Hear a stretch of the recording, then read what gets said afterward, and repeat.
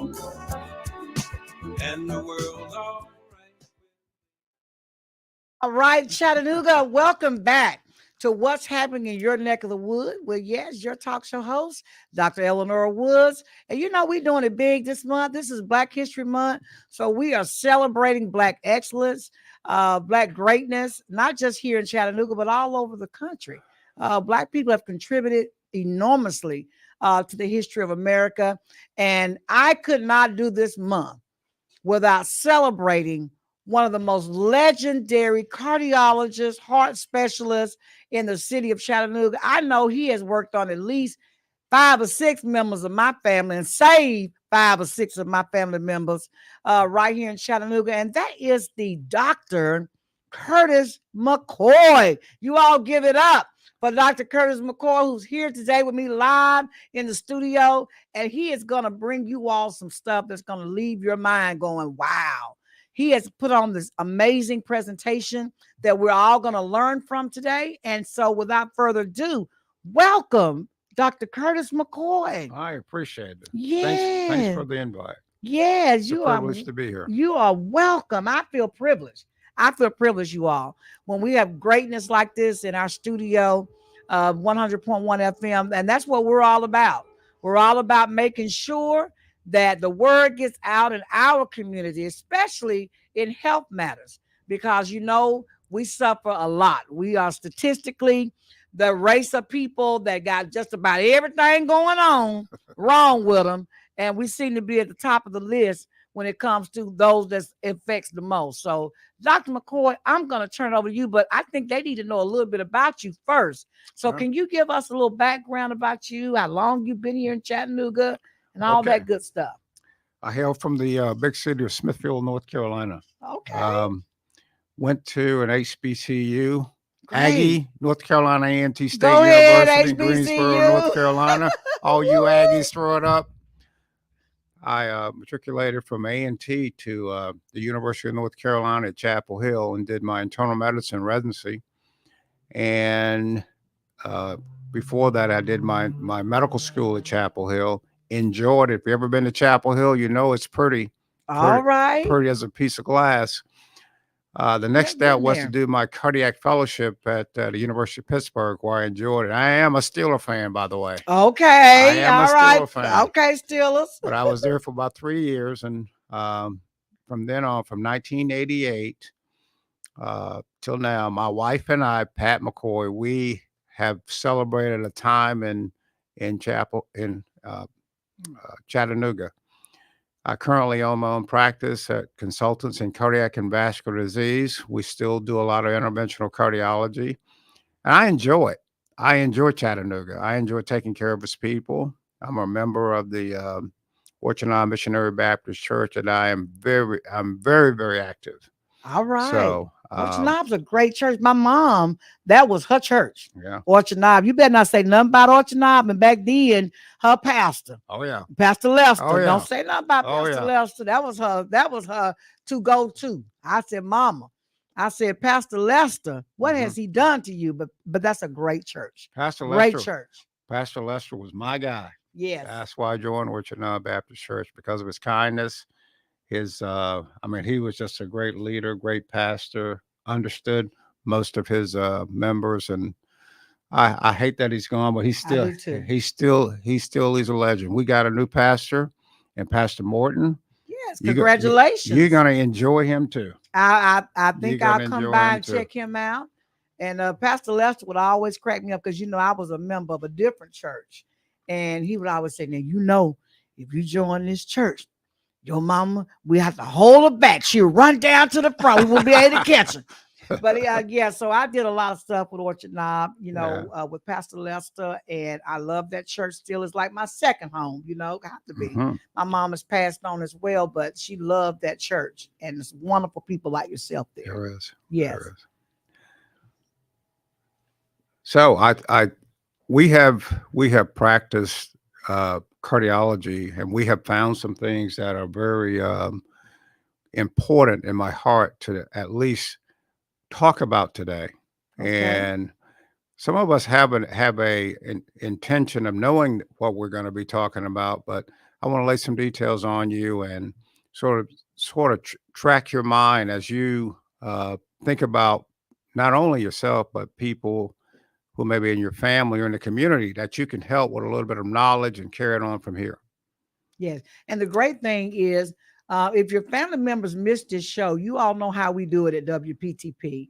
We're on all social media platforms. We record all of our shows. You can always go back and watch this amazing show that you're about to see over and over. You can share it, like it, and share it with all of your friends.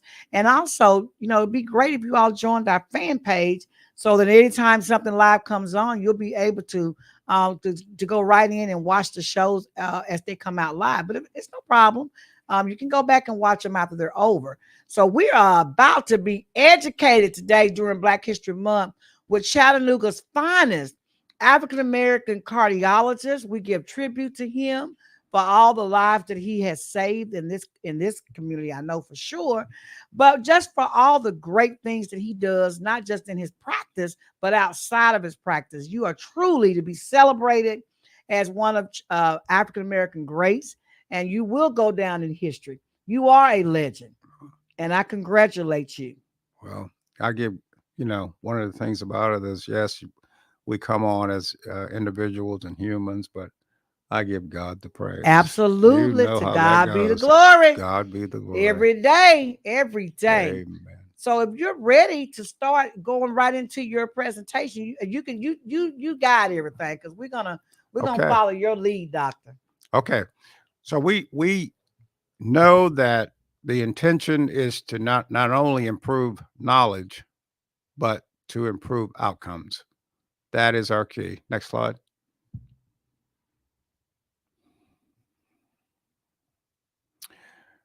Our statement, cardiovascular health in Afro-Americans. My intent is to educate physicians and the population about the approach. Disease prevention in African Americans who have a poor overall health and always had since I've been on the planet about their cardiovascular health. Next slide. African Americans live about 3.4 years shorter than whites, 75.5 versus 78.9 years. Our cardiovascular mortality makes up about 30% of that excess. There's no difference in coronary disease, however, mortality between Afro-Americans and white. That is, when we have blockages that account for cardiac arrests and major adverse cardiac events, they're the same. However, Afro-Americans have higher rates of fatal coronary disease, i.e. acute MI, cardiac arrest, than whites. It almost interrupt you. Uh-huh. Is there a particular reason why we have a higher mortality rate? Is it that our disease is more advanced, or is that we're not able to get the care that we need oftentimes? Good question. It's probably both. The fact that we cannot get the care, we cannot get the particularly the medications that treat those heart problems, and we really have a trouble making a concerted effort to get to heart care. Okay. Next slide.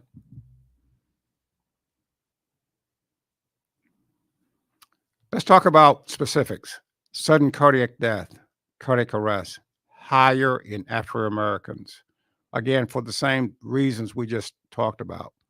And there are also more significant risk factors, including sickle cell trait, which is a high risk factor, higher issues with hypertension, higher issues with obesity, higher issues with cholesterol management. Those predispose us for sudden cardiac death.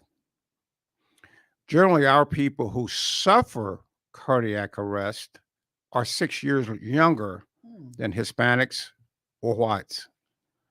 And we're less likely to survive a cardiac arrest than other races. Next slide. And the reason for that, our heart attacks are larger, more significant, just by virtue of the fact that probably when we prevent, we present with sicker hearts. Uh-huh. Is it? Let me ask you this, and I hate to interrupt you That's again. okay.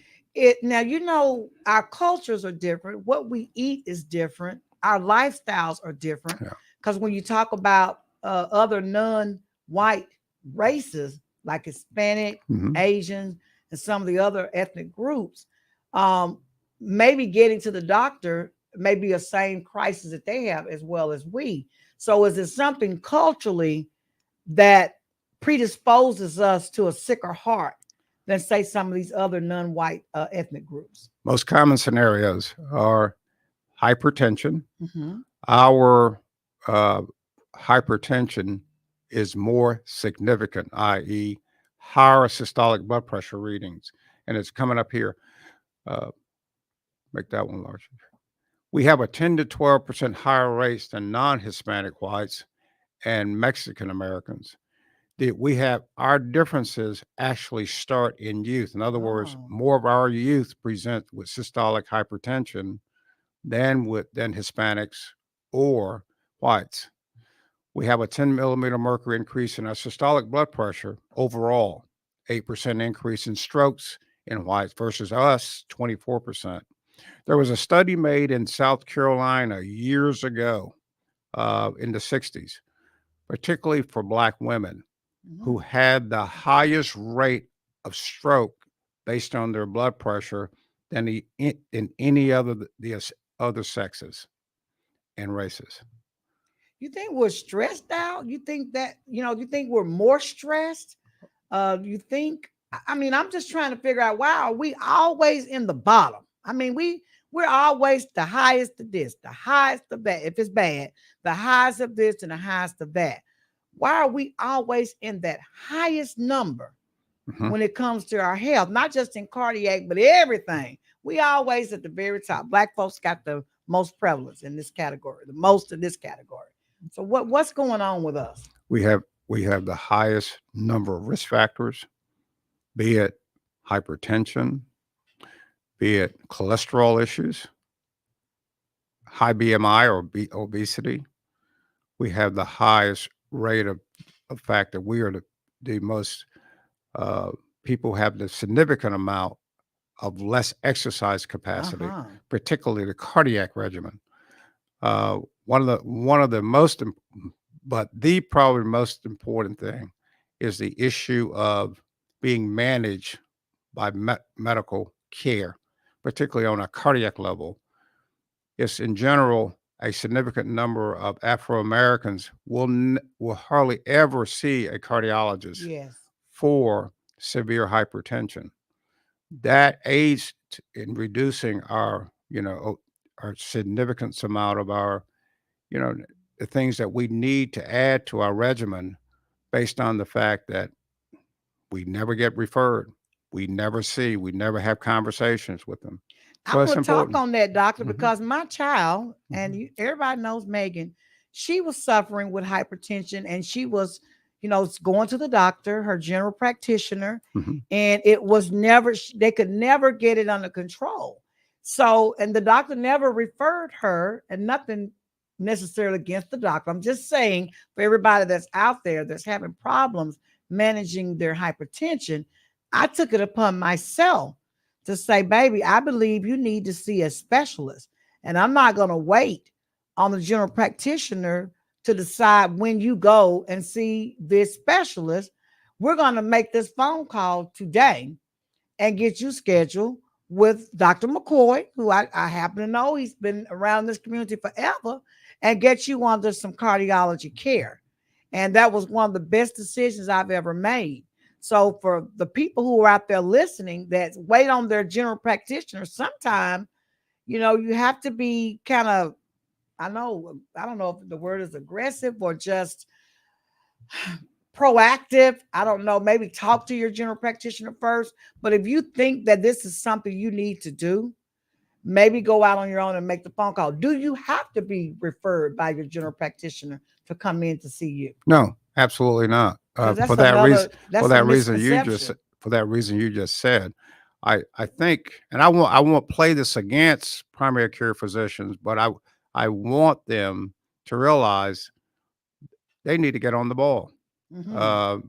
And the issue is that here's um, a lady like you Mhm. who's a doctor who is up on the scenarios of medicine that had to do her own referring. Yes. I find that a little, be honest, disrespectful. Mhm. So I think what we're trying to do, and I'm trying to do is provide information to people how to do that, Okay. how to learn how to uh, guide themselves through the medical Be your arena. own advocate Yes, in your health. absolutely, Yes, I get that. absolutely. Yes, that will save your life. Yes, it will. I feel that Megan being referred to you has saved my child's life because you know it's bad when you go all the way to Nashville. Not that it's a bad thing to go to Harry, I mean to Nashville, to Vanderbilt. But if you feel like you're not getting the care that you need in your own community and you reach out to an institution that's known Hmm. to have excellence when it comes to care, especially in these specialty departments, it's bad when you have to do that and you shouldn't have to. So even myself as a general practitioner, I know that there are times when my patients need a specialist. And I don't know why they don't just refer them. You know, when it gets a little bit beyond your control, you should refer them because it's the best thing for your patient. Absolutely. The best thing for your patient. Honora, I took the Hippocratic Oath, and I still believe in that. Yes, we I do. didn't realize till about 6 months ago doctors are not taking the Hippocratic Oath anymore. Oh, really? Yes, and I'm just going to be tough about it. I took it. I think the issue is the patient comes first, and I Absolutely. still believe in that. Yes. Okay. All right, let's slide then, I guess. I love this topic. Okay. Diabetes. Mm. That's something that we hadn't said anything about yet. I was waiting on it, but this has become a major risk factor in the setting of cardiovascular disease, particularly in Afro Americans and particularly women. It's more common in young Afro Americans, Mm. more of an issue with high obesity rates in Afro Americans. Keep next slide. The obesity rates, it usually is sort of a cultural attitude in the Afro American community, particularly in our women. Uh, our men tend to want the size of women. We sort of run away from the skinny women. That's just the way it is. Okay, you All right. know we all trying to lose weight and get skinny. And he just said the men prefer a sticker. I like that too. All right, Doc. What do we call it? Thicker? That's what we Thicker. call They prefer thicker women. They want a Yeah. little meat on the thighs. Yeah. Okay. We eat higher fat meals, deep frying, cooking, excess calories, and salt. You know, the issue with sodium in our diet was a real research issue, particularly back in the day, where salt was not only gathered into our system by our enzymes, but we had it in our diet. That's the American diet. It's just excessive with sodium. That sodium retention is a marked elevation for blood pressure. Again, decreases in leisure time, Mm. physical activity helps you change the issues associated with diabetes and obesity. Those kind of things are important. Next slide. Cholesterol, lipids, and dyslipidemia in Afro Americans. We underestimate the CVD risk in Afro Americans and younger patients. There are Afro Americans that it's so important to monitor their cholesterol levels, particularly LDLs, even their small particles, because they're more at risk for developing coronary artery disease and subsequently heart attacks. When you talk about LDL, low density lipoproteins, when you talk about the diet, what types of foods are you seeing in our culture and younger folk? Are they eating that maybe is contributing to an increase in the LDL? Absolutely. Anything with excessive sugar, Mhm. Anything that has excessive sugar, we should look at very carefully before we consume it. The other part is red meats. Red meats are a problem. Uh, the issue of eating that as a major part of our diet, and that was generally the way we came up. Correct. Right. They got a barbecue going on right now in the Absolutely. building. Right? The military folks got a big barbecue. They already said our place are ready when we get through with this show today. So That's you're right. and that's part of our protein and fat. But those two are the big issues. Doing protein, doing protein in an organic manner is the best way to consume protein. Also with fruits and vegetables, that's the best way to consume protein. Okay. One of the best proteins on the planet that we don't hear a lot about are boiled eggs without the yolk. Without the yolk. Uh, and I would really consider that in terms of utilizing that as part of my protein nourishment. Okay. Yeah, Oh, I like that yellow part. I It know. seems like when you put the salt and pepper on the boiled egg, it's something about that yellow part that's just give it a Got, substance or something. gotcha. We gotta take the yellow part out, y'all. There you go. All right. The other part, under treatment with statins, the most problematic issue I face as a practitioner is most of my patients, particularly older patients, they are a little bit afraid of statins because of what they've heard, Right. i.e., the statins have allergies, they have problems with muscle problems and people walking. So I have to really do some talking and helping my patients decide about statins. Now, here's the hooker. If statins really give you trouble, we have 2 or 3 other options other than statins. Statins are proven in terms of reducing, issues associated with coronary artery disease and cardiac arrest. Yes, it does. But we have other ways of getting your LDL down. When you say statin, for those who are in the audience watching and listening to us, and they may be on a lot of different medication. Can you give us a few examples of what some of the statins are? Okay. So just in case you're taking it, you'll know what it is. Okay. Atorvastatin, pravastatin, simvastatin, those are all the statins that you will encounter. They've got other names. They got trade names. Lipitor is one of the strongest. Zetia, one of the weakest. That's the simvastatin. That's what you will encounter. But again, there are other ways to bring down that LDL, i.e., fish oil, i.e., stuff like ezetimibe. And now we have some really good components that I use quite frequently, and these are injections such as Repatha, PSK9s, Repatha, LibQ. Those will we use them every 6 months as an injection, and they're qualified to drop your LDL to 50. So will we get a healthcare person such as yourself to administer that shot? Yes. Can you buy it over the counter? Do you have to get a prescription for it? Does somebody have to give it to you? How do they get those regimens? We will administer the first dose to you and show you how to do it. But in general, you can do that yourself. You prescribe? Is it a prescription? It's a prescription. Okay. All right. And the neat thing about it, let's say if a patient has open heart surgery. Yes. Or gets a coronary stent. The beautiful thing I've known that if a patient's already on a statin, okay, they've gone through a statin first, because that's part of the protocol. Right. You can actually inject something like Repatha or LibQ to the point that right then you have that medication in those patients, reducing their risk of plugging their grafts, reducing their risk of plugging their stents, and they're going home.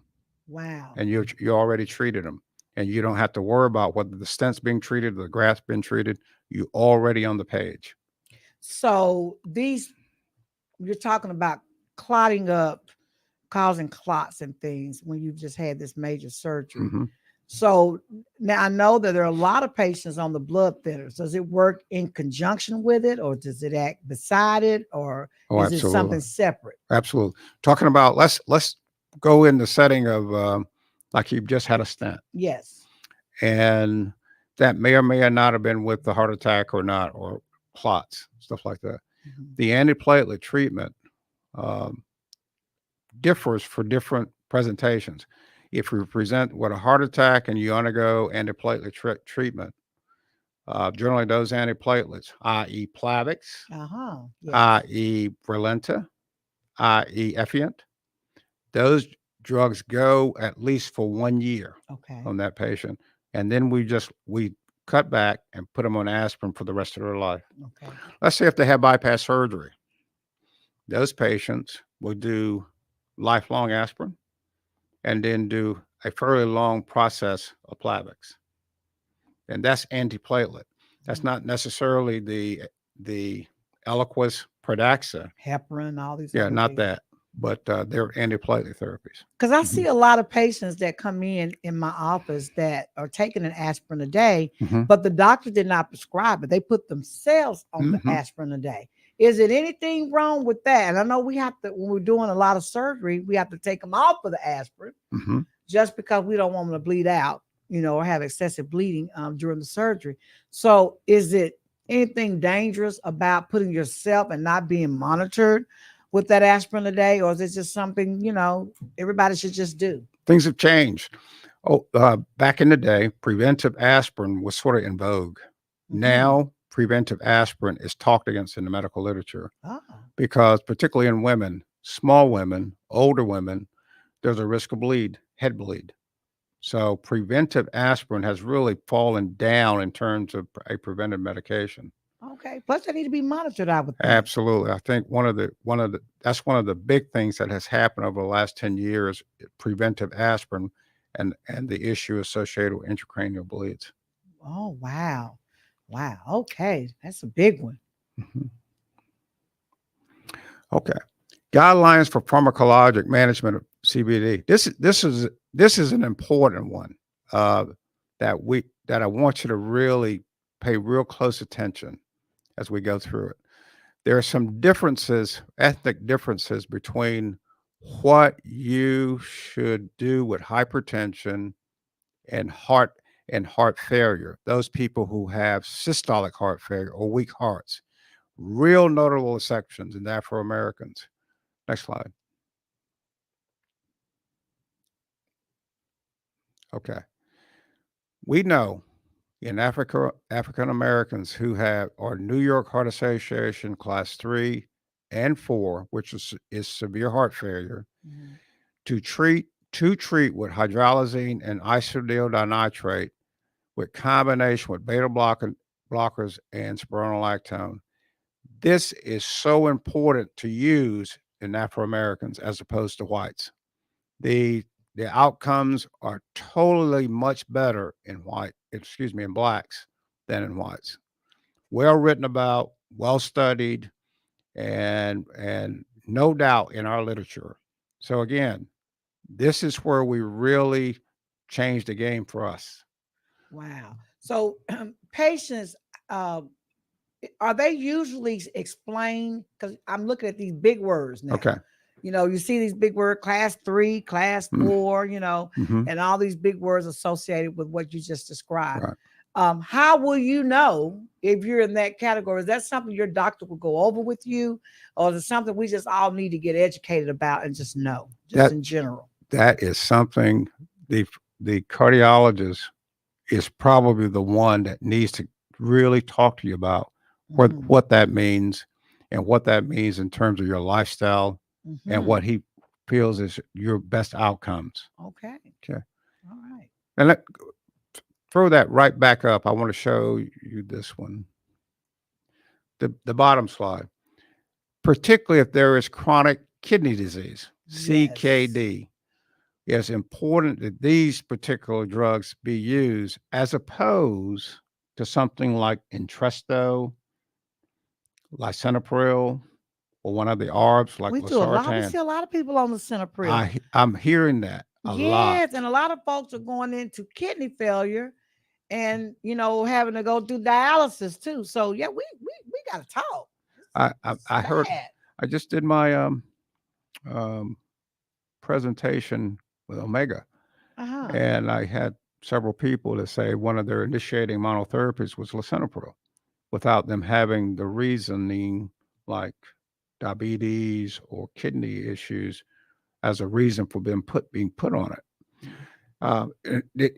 What I might say is this: um, in a setting of hypertension, the ACEs are not the first line therapy for patients with hypertension unless one of these scenarios, unless you have diabetes, unless you have um, low grade kidney problems like class 1 or class 2.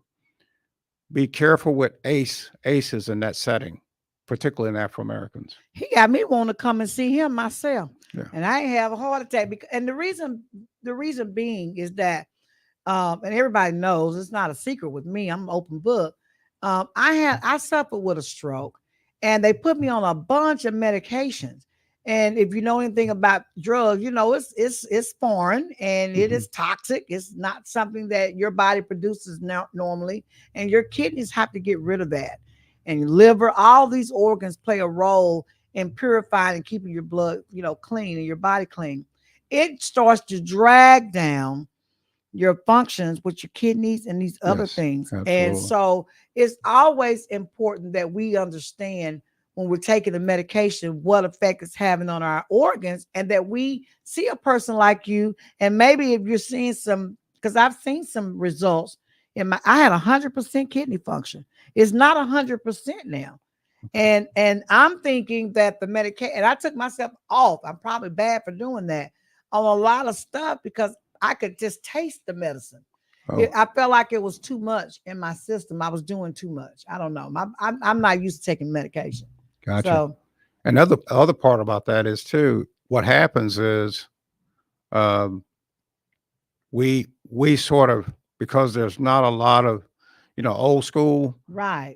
communication like it was back in the day between doctors. Yes. So we will have a situation where a doctor adds medicine and the patient can't present it to maybe a cardiologist because they don't know enough about it to do it. Right. So the attack of my drugs to another drug is a major issue. Right. And I'm a firm believer. If you got perfectly functioning body organs and then you start taking these different medications and you start to notice a change in your function, we need to look at something real quick and fast to turn that around. Absolutely. I'll be coming to see you, doctor. I'll be coming to see you. And I bet here's one of the things that is important. Most people who have hypertension, very rarely will they receive hydralazine and an isodose combination as a management without that physician being Afro-American, because very rarely do I see patients coming to me who have hypertension on hydralazine and isodose, even though that's the concomitant best combination, particularly for heart failure and or hypertension in my practice. Yes. And in the literature. So be aware of that as you go forward and how it's truly treated, and be ready to ask questions about that. Yes. Wow, that's just some good information. Super good. Hypertensive Afro-Americans. Why diuretics are one of our best drugs for us. Calcium blockers are our best drugs. They're better than ACE inhibitors. ACE inhibitors are better for people who have chronic kidney disease and proteinuria. So if you got chronic kidney disease and proteinuria, diabetes, yes, ACEs are better for those patients. But for us, diuretics and calcium blockers, i.e. amlodipine, nifedipine, and cardizem, those are our best drugs for us. The reason diuretics are good for Afro-Americans goes way back in our study of hypertensions. When we were in Africa, we retained sodium just by virtue of the weather. Yes. that enzyme stayed with us. Very well written about in Black hypertension literature. And the next step, what happened to us when we came over in the ships, we not only were retaining sodium because we were gathering the heat, but we're retaining sodium because the excess sodium in our diet here. So it was a two-horn factor that's put us in a position where diuretics are best held for us. So be aware that diuretics should probably be part of the hypertension regimen, particularly in Afro Americans. Wow. Okay. Woo. Barriers to overcome. We need nutrition education. Every disease that we have, the responsibility of us as physicians and medical care, we should be able to sit down with our patients and tell you what the best things for you are to eat. It's very important. We rarely have that today. Well, most patients refer to me, they've never sat down and talked about what's the best diet for hypertension, what's the best diet for heart attacks, what's the best diet for somebody who's recovering from a stroke. Now, all of those things are important, and there are laid down rules, particularly in the setting of when our national people do this and we're tested on boards. Those are specific diets that are attributed to those particular problems. So be aware of that. Always, before you even start with the medicines, talk about what you're putting in your mouth. Okay. Early detection and disease prevention by healthcare professionals is so important. And the healthcare professionals' healthcare team is responding appropriately to your problem. Okay. Go ahead. Next. Barriers to overcome for the future. Continue education regarding nutrition and physical activity. One thing personally has shown me as I age, I can't run on the concrete. My knees won't even I cooperate. can't do it either. I can't walk on the concrete like I used to. There are ways you can get around that. There are like Precor, when you can get on that and you really don't hurt yourself. It's like having nothing with a high impact. And can you get your heart rate up? Yes, sir, you can get your heart rate up. So I recommend, as time goes on, you are able to change your cardio routine and present yourself with just a heart rate and rather than a knee ache. So remember that. It's getting harder to pedal the bike too now, Doc. do? That's been great in the past to get that heart rate up, just get on that cardio bike and just let it go. But sometimes if you develop arthritis in your joints, it gets more difficult too. Yeah. And then a recumbent bike may be the best. What kind? A recumbent bike, which you're sitting back like this and pedaling like this. Okay. That may be better. That might be. I'll look that up. I might have to go buy one of those. I have the wrong bike at home right now. There's a lot more ways to kill a cat. Okay. And, he gonna make me do right. All my excuses not working today. All right. Okay. So continue education. Always be on the lookout for continued information of the medicines you're using. Always bring it to your doctor. Ask questions. What kind of side effects does this medicine have? What kind of synergistic positive effect it has with other drugs? What kind of downward effects it has with certain medicines? Bring that with you, because those things should be talked about, particularly as you elevate in terms of your blood pressure management. Go back large. All right. Last but not least, combining church educational activities and medical education. How good is that? That is how awesome. good is, in other words, getting a congregation together, i.e., men at times, women at times, a combination at times, and make sure that you pose a very important argument towards this: knowing about your health. Yes. Just as you know about your God, the next step should be knowing about your health, And becoming disciplined. and the church, historically for us anyway, was the go-to place to Yes. learn everything we needed to learn about anything we needed to know about, Mm-hmm. whether it was health, whether it was, anything in the, I guess you would say, political scheme of things or Mm-hmm. whatever. The church was where it was. Yes, We it even was. learned how to read and write Mm-hmm. at church. And we are getting away from it, but I think we're coming back to it. As Exactly. this world is changing, we're coming back Yes, it is. to the church, and that's where I think it's going to end, at the church. I agree. Yes, I believe that in my heart. I believe that. Remember this: if you've never read the book of Daniel, it's a good one to read in terms of deciding how and why to be disciplined in you taking care of yourself. Yes. Because we're on a Daniel fast at Orchard Knob right now.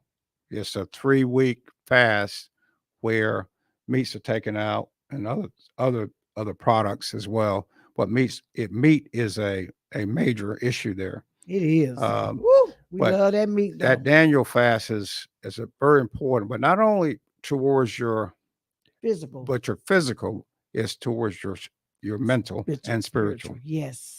Yes. So it helps in more ways than drop your weight. By you dropping your weight, by becoming disciplined with regards to what God wants you to do, you'll find yourself in a whole in other different areas. You will become disciplined. Yes. So, and our church does the Daniel fast, and it does. I mean, as those cravings creep on you, it forces you to go into prayer more and to really become more close to God. It really does. Because I mean, them cravings come on. You start, you start going through withdrawals and everything. You have to depend on the Lord to get you through it. And you're right, discipline. That's the key. It helps you in other aspects of life. Yes, it does. Because I know with me, I'm talking about me now. Sometimes we get weak, and it's always mind over matter. The mind is powerful too, and if you can go through Daniel fast. And we've done it every year. It shows you how powerful your mind is, and it shows you how much you can do with God. You can do everything through Him. Amen. Including resisting that good old red meat that we like to eat, that they're cooking next door right now.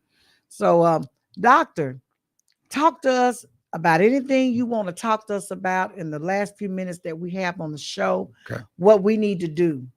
As a people, African American, I'm talking to everybody in general, but African American, this is Black History Month, and we need this because I don't think we get it. We don't have a Dr. McKoy at our church, but he's in the community.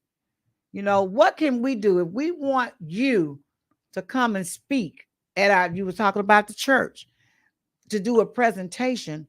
How would they go about doing that? And if say they want to come to your office because they need some help, they want to switch over to you because maybe they're not getting the care they feel that they need. They've never been referred to a cardiologist and they feel like they need a cardiologist. What can we do? Okay. Got a plan. First thing I want you to do is pray for my office, because I believe anytime you take on a responsibility like this, I believe you're going to have opposition. Opposition, particularly from Satan himself. I just believe that. So be in prayer for the office, and meaning that we have devotion and we have scripture and prayer in our office, because we believe that we have an enemy, and that enemy will fight against the things that you want to do well, the things you are doing well, Sister Woods. So my intention is do as best as I can to serve the Lord for the things He puts on my heart. Absolutely. So that I need first, and then second of all, I'll get you my address to my my office. We'll post it. We can post it at the end of this. Okay. Michael, if you don't mind, Michael is working virtually, but he's done an excellent job with the presentation as we've been speaking today. Okay. Make sure that we get Dr. McKoy's information, his phone number, his address to his office, and all the other valuable information that the audience need to know. so they can go back to this show and just pull it back up and look at it. Okay. Yeah. That's the way to do it. I love it. I'll be I love available. it. Okay. Yes. So you all know this is Saturday because we'll have a part 2. We're going to take a break here in just a minute, and we're going to come back with another African American who's doing amazing, great things in our community. She's the author of a book, and she's going to talk about her life story.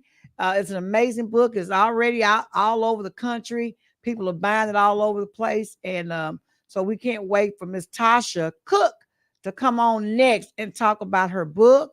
And we look forward to seeing you all. Yes, you have something else? Okay, the address is wrong. Give us the new address. New phone number. Michael, we need a new address and a new phone number. It's not correct. Can you go ahead and give it to him? Thank you for that, Dr. McKoy. Okay. What is the new address and phone number? New address is 2339 Macaulay Avenue, Suite 403, Plaza 2, Chattanooga 37403. And the office phone number is 423-602-5536. All right, you all got it, and we've got that recorded, and we'll also get the information up on the screen correctly so that it's recorded correctly and archived correctly in our library for our future references. Right. So today is Saturday, tomorrow is Sunday. You know how I end my show. You got to find you a church to go to tomorrow. Amen. And give the Lord some praises. Amen. And thank you for all the blessings that he has given you. And I could think of a million things right now that you can praise for. I don't even know you. He woke you up this morning, clothed in your right mind. You had a roof over your head. You got food on the table. Amen. Just a bunch of things. But do find a church to go to and give him praises. And now they live stream churches. So if you got some type of ailment or reason why you can't get out, you could just lay in the bed, flip that thing on, and find a church that's live streaming and watch it from the convenience of your home and still shout and give him the glory and the praises. And always, I invite you to Greater Emmanuel Apostolic Church. It's located at 400 Tunnel Boulevard, where my pastor, Pastor Paul Warfield Jr., is the pastor. And we got this amazing man sitting next to me of God that's a member of Orchard Knob Baptist Church. You want to give them your address and your pastor's name again? That's Orchard Knob Baptist Church. Address, I don't remember. It's on 3rd Street. It's on 3rd Street. It's big. See, we're going to get in trouble. And my pastor's name is Reverend Rodney Morton. He's coming in from Baltimore, but he's an exceptional pastor. We're looking forward to working with him. All right. I got to get over there because I want to hear him. You need I want to hear him.